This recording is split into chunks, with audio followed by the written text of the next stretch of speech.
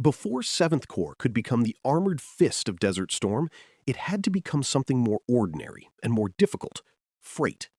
Tanks had to leave motor pools in Germany, roll onto trains, crowd into ports, cross seas, unload in Saudi Arabia, and then move again across a desert that seemed to have been built to swallow schedules. The drama of 73 Easting later came in minutes, with crews seeing targets through dust and firing before the enemy could react. But the battle was made possible by months of steel, paperwork, sweat, diesel, and command discipline. Moving a corps was not the prelude to armored warfare.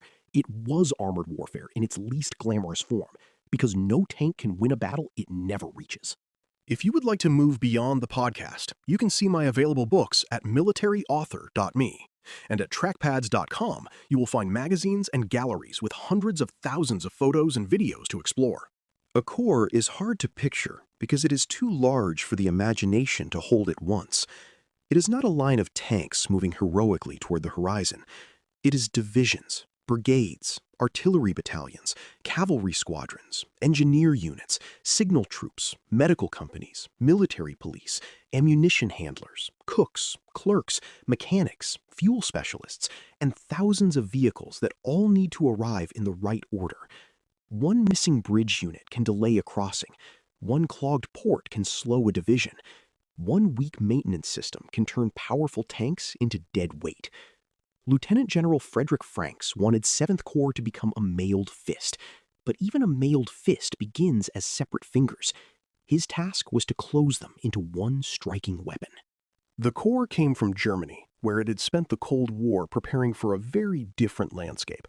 Its soldiers knew forests, towns, farm roads, railheads, river crossings, and the imagined advance of Warsaw Pact armor across Central Europe. Their depots and routines were built around that world. The Gulf demanded another one. Tanks and Bradleys that had trained under gray European skies now had to be prepared for heat, sand, and distances that made old assumptions feel small. A unit that could move from one German village to another by road march now had to think about hundreds of miles of open country, where a wrong turn might not lead to a wrong town, but to emptiness. The army had to change its habits while already in motion. The first great movement was from casernes and training areas to European ports. Armored vehicles do not slip quietly into war. They growl through gates, grind along roads, and require rail cars, loading crews, inspections, tie-down chains, and soldiers who know that a small mistake can become a delay felt an ocean away. Families watched units leave places that had been home for years, and the Cold War army began to empty itself toward a new battlefield. There was a strange historical irony in it. The formations built to defend West Germany were not fighting there.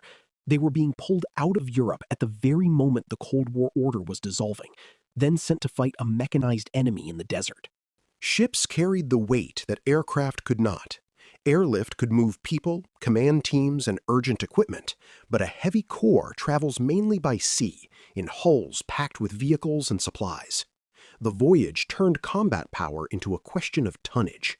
Tanks, recovery vehicles, fuel trucks, artillery, spare parts, and ammunition had to be loaded in ways that allowed them to be useful when they came off again. It was not enough to put everything aboard. The right equipment had to be reachable at the right time, because a port is a bottleneck and a battle against disorder. If the vehicles needed first were buried behind the vehicles needed later, the Corps would begin its desert life already tangled. Saudi Arabia became a vast receiving room for war. Ports filled with ships, ramps, cranes, trucks, soldiers, dust, heat, and the impatience of commanders who knew the clock was running. Every vehicle that came ashore had to be accounted for, moved, fueled, inspected, and sent onward. Units had to find their equipment, marry up crews with vehicles, repair shipping damage, and rebuild themselves after crossing continents in pieces. To an observer, the process might have looked chaotic, and sometimes it surely felt that way to those inside it. Yet beneath the noise was a deliberate act of assembly. A corps was being reconstructed in a foreign desert, and the enemy was only a few hundred miles away. The machines themselves needed care before they could be trusted. A tank that has crossed an ocean is not automatically ready to fight. Batteries fail, seals leak, filters clog, tracks need attention, radios must be checked, weapons bores inspected, sights aligned, and engines tested under heat they were not born expecting. Mechanics became as essential as gunners. Recovery crews, the soldiers who pull broken or stuck vehicles out of trouble, understood that in desert warfare, a disabled tank could block a route, slow a column, or rob a troop of combat power at the worst possible moment.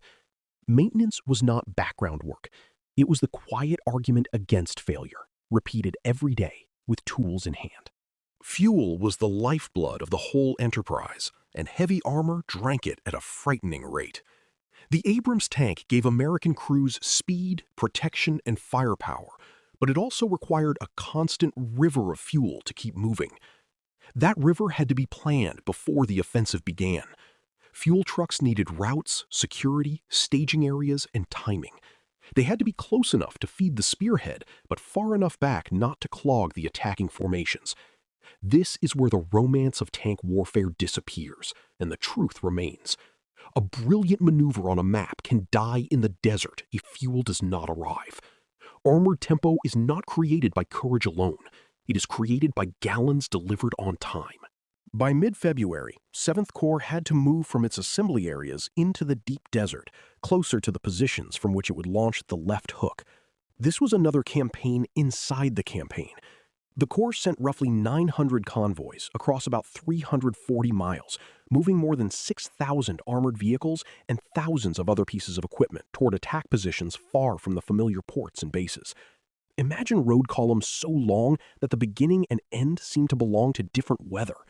Imagine military police controlling traffic in empty country, commanders trying to preserve order across vast distances, and drivers fighting fatigue while knowing that one breakdown could ripple backward through the line.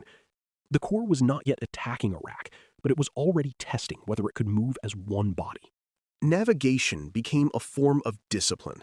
In Europe, roads, towns, rivers, and signs help soldiers understand where they are, even when maps are imperfect. In the Saudi desert, the land could become a blank page, especially to men trained in more crowded terrain. Units had to rely on compass headings, grid coordinates, emerging satellite navigation tools, careful route control, and the judgment of leaders who could not afford to let formations wander apart. This mattered because the coming battle would not wait for lost units to find themselves. The left hook required entire formations to move west, then north, then east, while staying aligned with neighboring units. A corps that lost its orientation might miss the enemy, collide with friends, or arrive too late. Communications were just as important as direction. A modern corps is too large to command by sight, and the desert stretched it even thinner. Radios, signal units, relay stations, command posts, and disciplined reporting had to hold the force together across distances that could make commanders feel separated from their own units. Yet communication is not merely the sending of words, it is the creation of shared understanding. Franks and his subordinate commanders had to know where divisions were, how fast they were moving, what supplies they needed, and when they could be ready to attack. The better the Corps communicated during the buildup, the more chance it had of moving violently and coherently once the ground war began. The move also revealed the human side of mechanized war. Soldiers slept where they could, ate what was available, worked through heat and dust, and learned the desert by living in it before fighting in it. Drivers measured days by miles and maintenance halts. Mechanics learned which parts failed first. Junior leaders discovered that their decisions about water, rest, vehicle spacing, and march discipline could matter as much as anything taught in a tactics classroom. War had not yet arrived in its loudest form, but the strain was real. Long before Iraqi fire threatened them, crews were fighting exhaustion, boredom, uncertainty, and the constant pressure of readiness. The machine depended on human endurance. There was danger in the very success of the movement. The larger the corps became in the desert, the more tempting it was to assume that size itself guaranteed victory. But mass without timing is a traffic jam, and mass without supply is a burden. Franks needed the corps not merely present, but organized for a specific blow. The 2nd Armored Cavalry Regiment had to be positioned to screen ahead. The 1st Infantry Division, 1st Armored Division, 3rd Armored Division and the British 1st Armored Division had to be placed so they could move, turn, and fight without fouling each other's paths. The future battle would demand speed, but speed had to be prepared slowly. That was the paradox of Desert Storm's armored campaign. When people remember 73 Easting, they often picture the moment of contact, thermal sights cutting through dust, Iraqi vehicles appearing in the storm, American crews firing with terrifying efficiency. But that moment rested on the hidden achievement of moving 7th Corps into position in the first place. The cavalry could not screen for a corps that had not arrived. The left hook could not turn east if fuel, maintenance, maps, and convoys had failed. The mailed fist Franks wanted was made not only of Abrams tanks and Bradleys, but of port workers, truck drivers, mechanics, signal soldiers, engineers, and staff officers who turned a Cold War formation into a desert army. Before 7th Corps could break Iraqi armor, it had to master distance. That victory, quiet and immense, was the road beneath every battle that followed. You've been listening to Famous Tank Battles. These battles were never just about machines. They were about doctrine, terrain, firepower, logistics, and the hard problem of turning shock into victory. For more military history writing and books, visit militaryauthor.me. And for magazines, podcasts, and a massive archive of military photos and video, visit trackpads.com. Thanks for listening.